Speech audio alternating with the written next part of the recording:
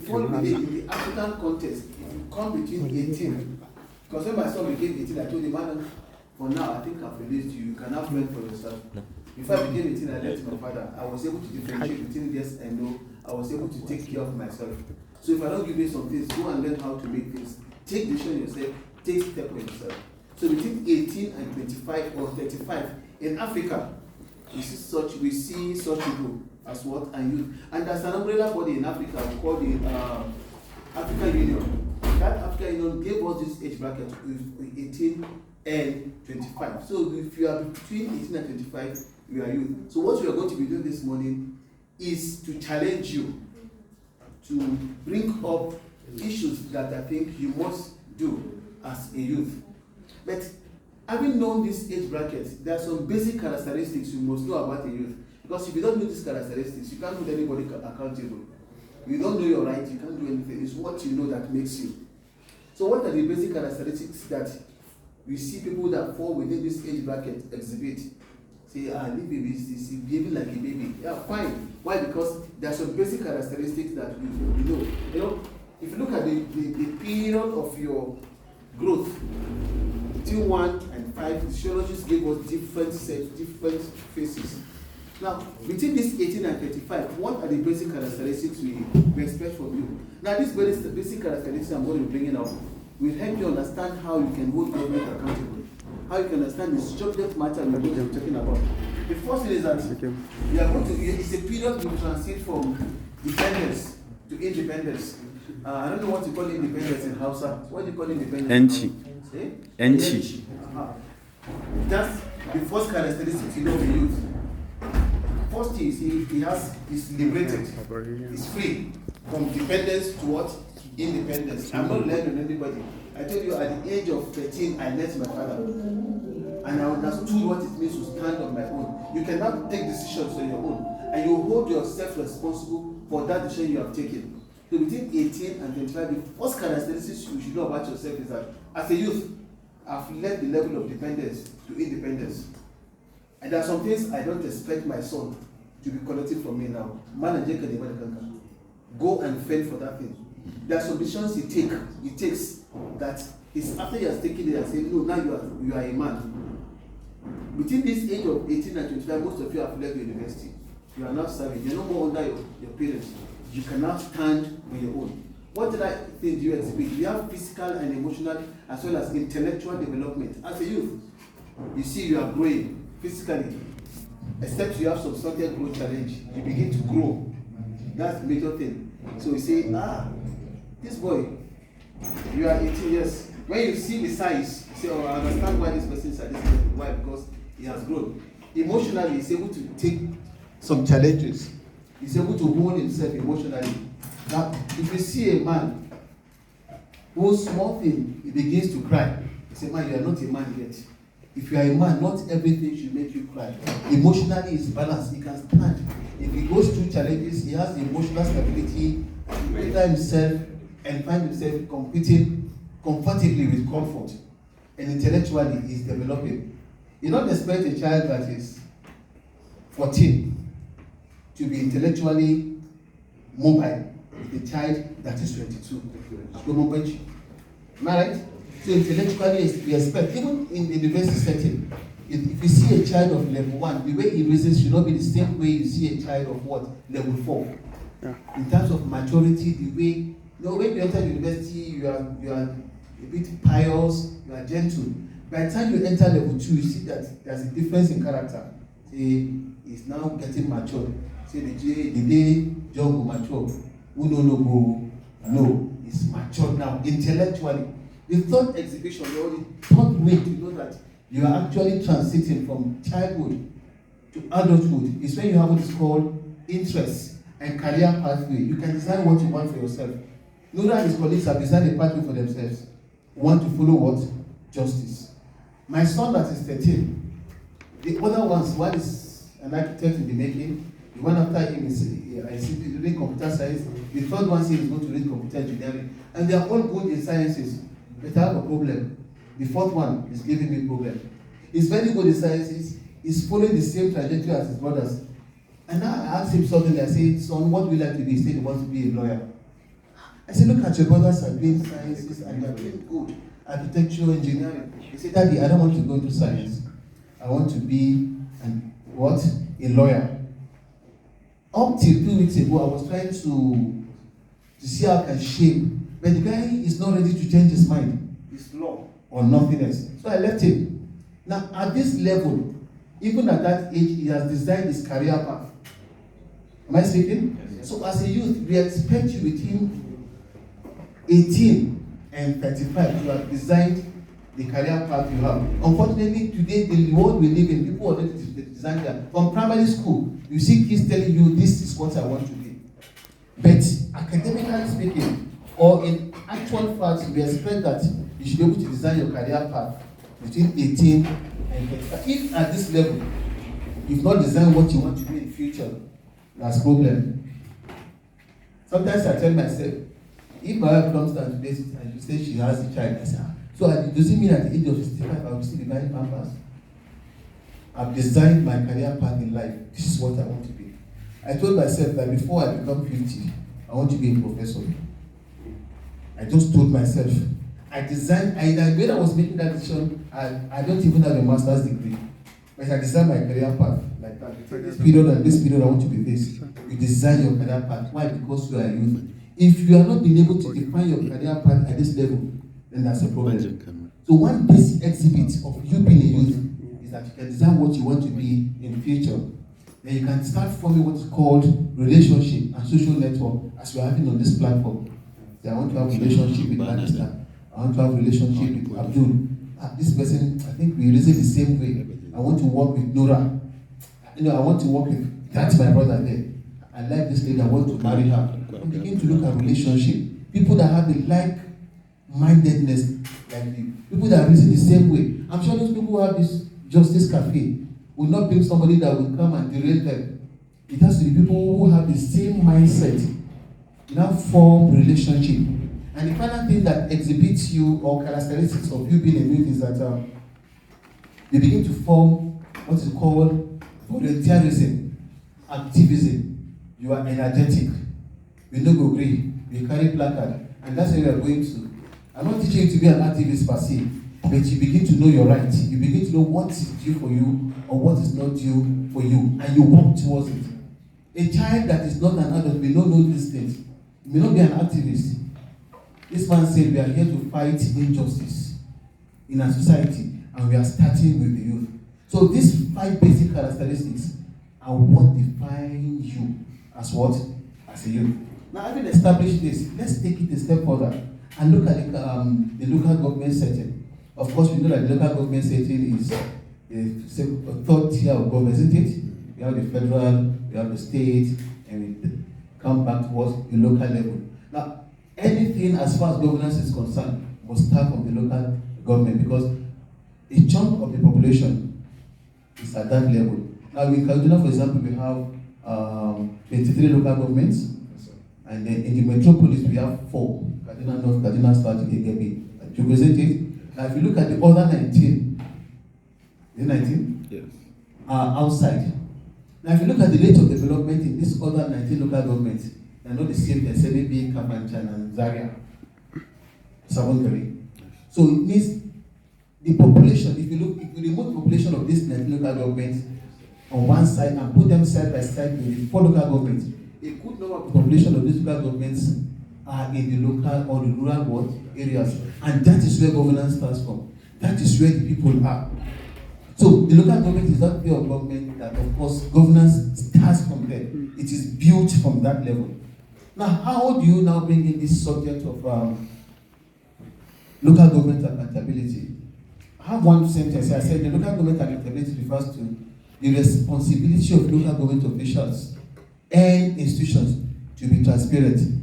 Remember what Nora said, and the MC said we are going to be talking about accountability and transparency. So when we say local government accountability, we are referring to your responsibility as a local government official or as somebody who belongs to that local government level to be what? To be transparent.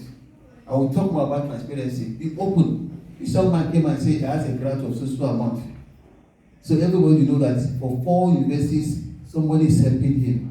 There's nothing hidden about it. You are open-minded. People can see. The Freedom of Information law allows you to walk into government establishment and ask this: how are you spending money? It talks for transparency. But if you are more transparent, you don't have to wait anybody. If you spend the money, this 1,000 grant you gave us, $1,000 grant you gave us, this is what we did here. That is transparency. And that is what we see when we talk about local government accountability. It also has to do with responsiveness. Local government accountability talks about responsive. How do you respond to people's plight? You want to see local government chairman, you don't see him. You go to his office, Anchi Mabayana, he has gone to the state capital, he doesn't stay in the local government. How responsive is he to the plight of the people who voted him into power? That's accountability.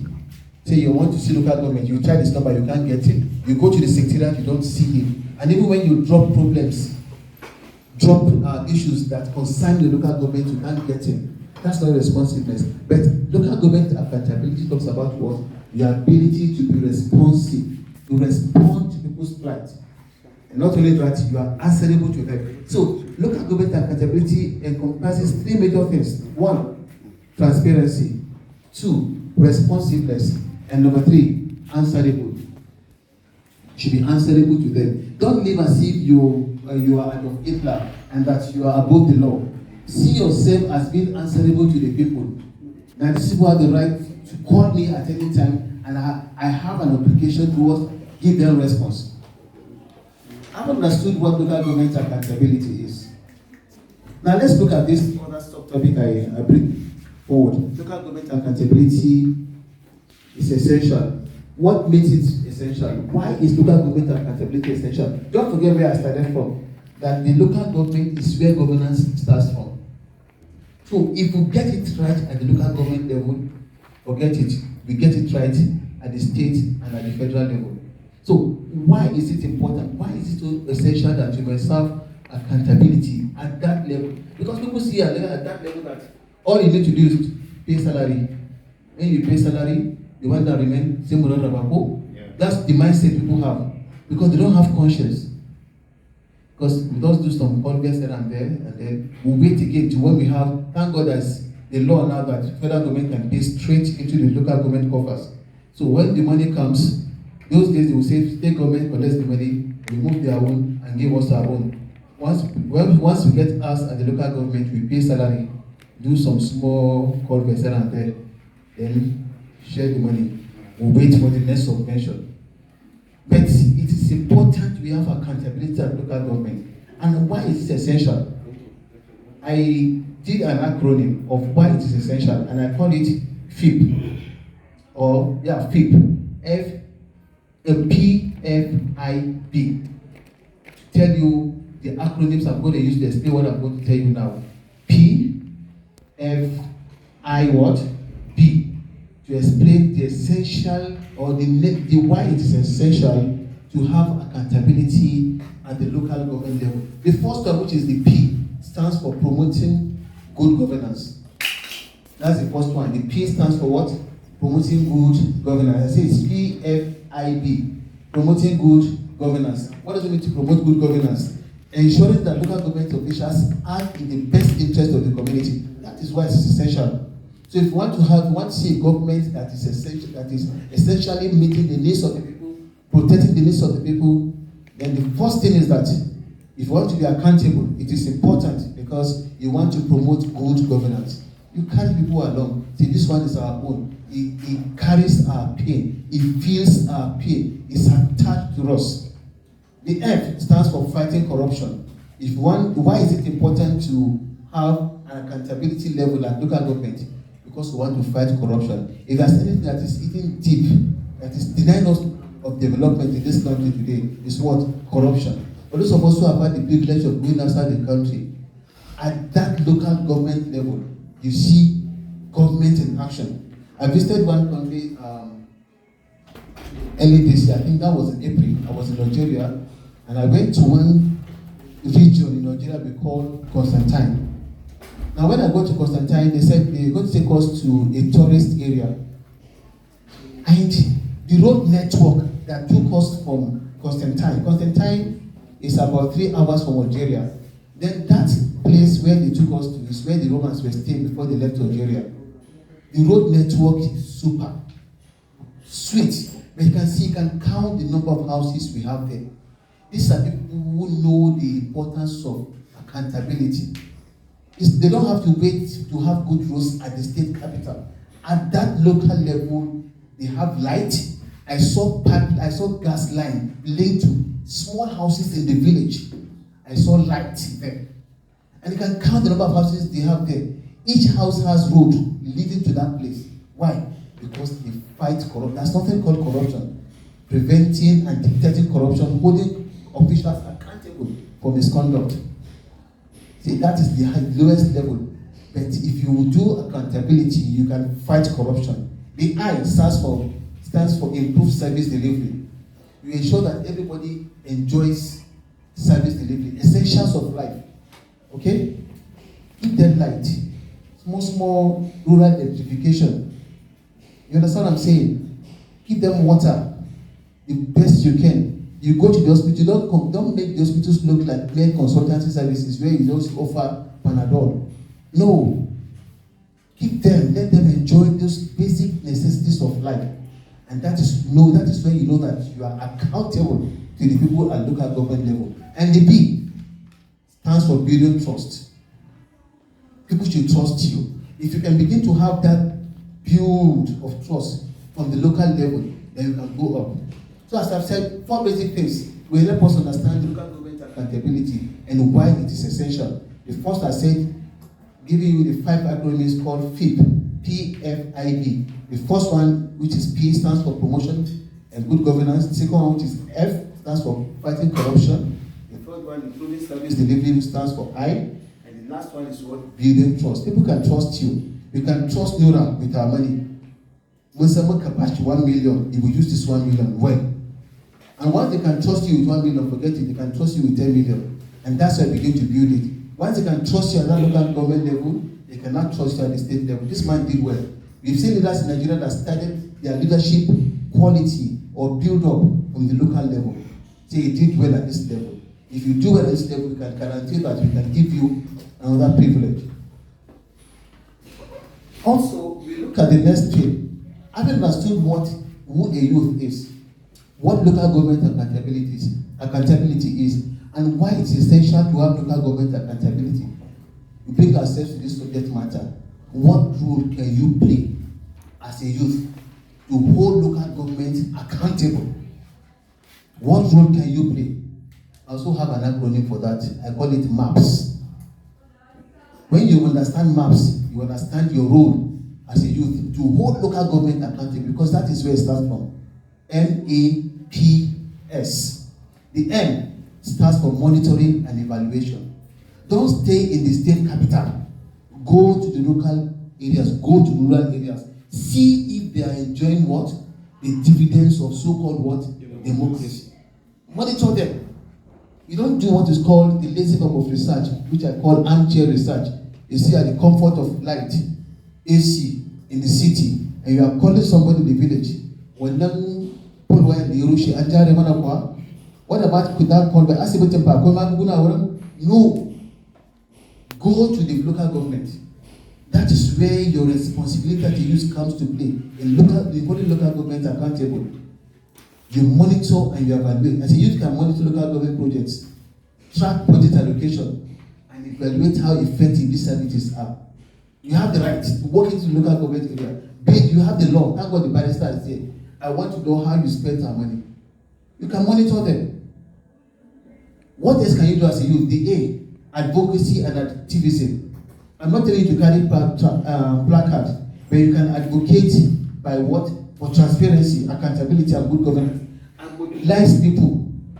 You can mobilize people and say, let's go to local government and ask them we don't have to shout, we don't have to block, we don't have to burn tire. We want to know how the local government chairman has been using our money. We want to know what the challenge is between this local government and that local government. Is this local government of the same party at the state, or is the state victimizing our local government because we don't belong to the same party? Is it holding up? We have a case in the Osun State, for example, where the federal is holding this fund belonging to Osun State. When Tinubu was governor in Lagos State, he had problem with Obasanjo. When Obasanjo had this fund, for him to, because he created some, he said you don't have a right by law to create local governments. So he created some what is called development centers. So he denied their fund, but Tinubu was able to rule at that level. So you have the right to say, we want to know, is there any problem? We can walk into the local government chairman's office, or we can come to the state government office. We have the Ministry of Local Government Affairs. You say, look, we want to know what is happening to our local government. The P stands for participation in decision-making process. You can now be part of the decision-making process. When there's advocacy, they can invite what is called Justice Cafe. Come and give us paper. We want to bring a law. This is what we have in mind. Come and give us your position. Come and make advice for us. And finally, this one is very important because it's my field. What you call social media and ICT.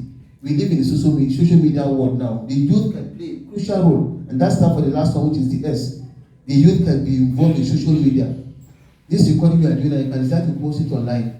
People can watch and see what is happening. You can what call social media influencers. Not only that, you can make yourself what is called a citizen journalist to report what is happening at the local government. We may not always be there. You can't be everywhere at a particular time. You can have representative. Carry your phone. See, the bridge linking this community with this community has collapsed. We are calling on the attention of the local government chairman, the state governor to help us. We can't transport our product from this level to this level. Citizen journalism. You can do that. And that is where your role as a youth comes to play in having what's called local government accountability. How do you define your role? MAPS. 1. M, standing for what? Monitoring and evaluation. A, advocacy and activism. P, which is participation in decision making. And S, social media. And by exception, you must be a citizen journalist. Now, if you are involved in all these things, they ask me this question: what do I stand to benefit? What are my benefits as a youth? I'm holding government accountable. I'm doing it for the sake of doing it. What do I benefit as a youth? I also have an acronym. Don't mind me, I have acronyms so that it will be easier for us. I call it TRACO. Everybody say TRACO. TRACO. TRACO is spelled TRACO. So anytime you remember TRACO, you remember your own benefit of involving yourself in the movement to fight for what? Local government accountability. The T is what? Transparency. I will enjoy transparency. I will enjoy transparency, providing citizens with access to information about local government issues. The A stands for what? Responsiveness. Responding to citizen need. You can stand there in the gap for them. The A, after R, stands for accountability mechanism. People can be accountable to you. The C, which of course I spoke about, what we call citizen participation. Everybody can participate. And the O, oversight and monitoring. Now, these 5 basic things are the things you enjoy as a youth that is involved in what? The fight for local government accountability. I say this acronym as what? TRACO. T for transparency, R for responsiveness, A for advocacy for the accountability mechanism, C for citizen participation, and the O for oversight and monitoring. Let me end on this note. You will not find it easy, my dear youth, in the fight to get the best for the local government. In your effort to get accountability, you will not find it. Let me show you 1 or 2 problems you may likely face. Limited capacity. Do you have the wherewithal to travel to the local government area, to travel to the hinterland? It's a major problem. Do you have the financial muscle to gather 5 people? See, we are going to go through all the local governments in Kaduna State, 23 of them, and in each local government, we are going to spend 5 days. Where is the money to feed them? Where is the money to accommodate them? How do you give them DTA? What about honorarium? Capacity.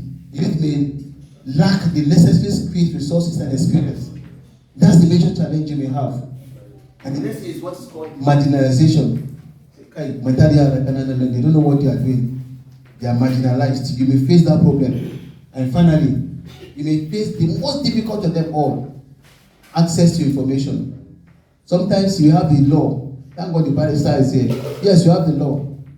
But you walk into a local government office and say, I want to know how you spend the money. They will deny you the information. Access to information is a major problem. On the final note, distinguished ladies and gentlemen, the role of the youth in local government accountability is very crucial for promotion of transparency and good governance. So effort should always be there to support the youth to achieve this. If we are able to get it at the local government level, forget it, we have won it at the federal level. Thank you very much for your time.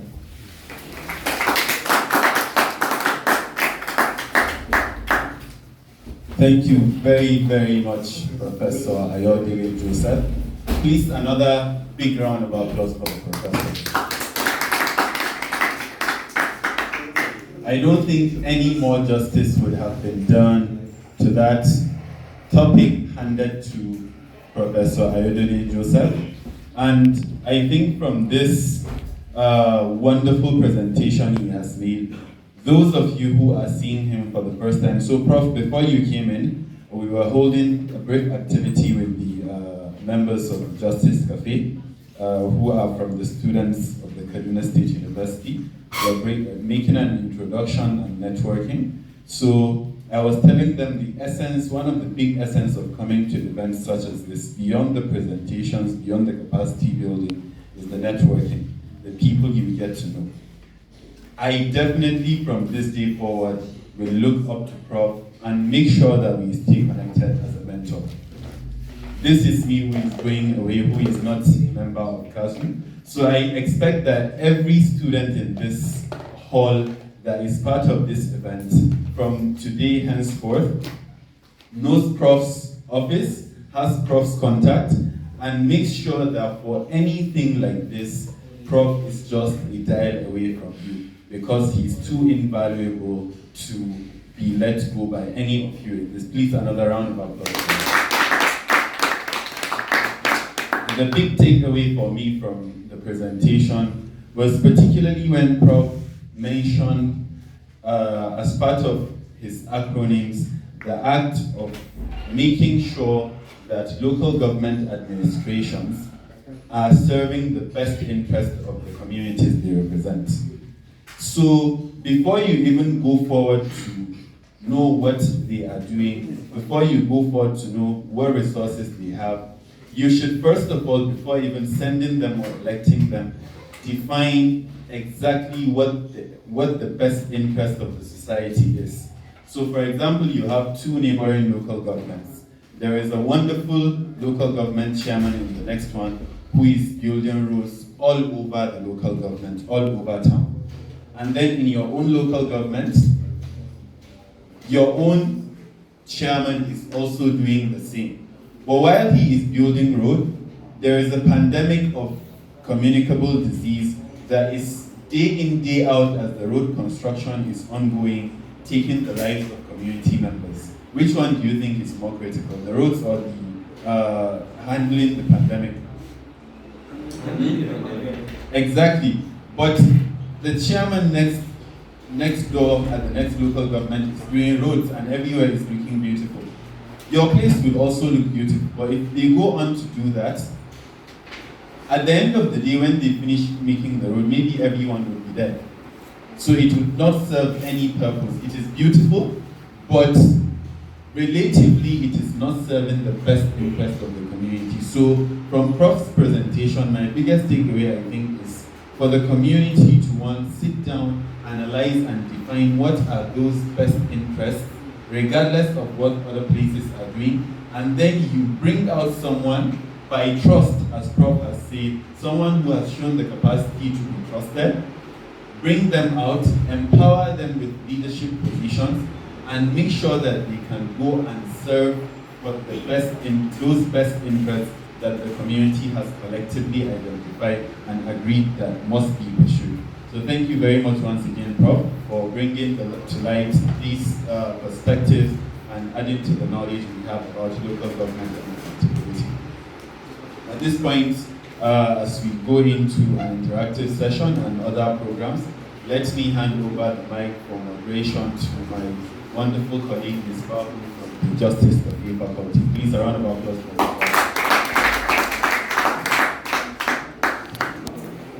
her. Thank you, Engineer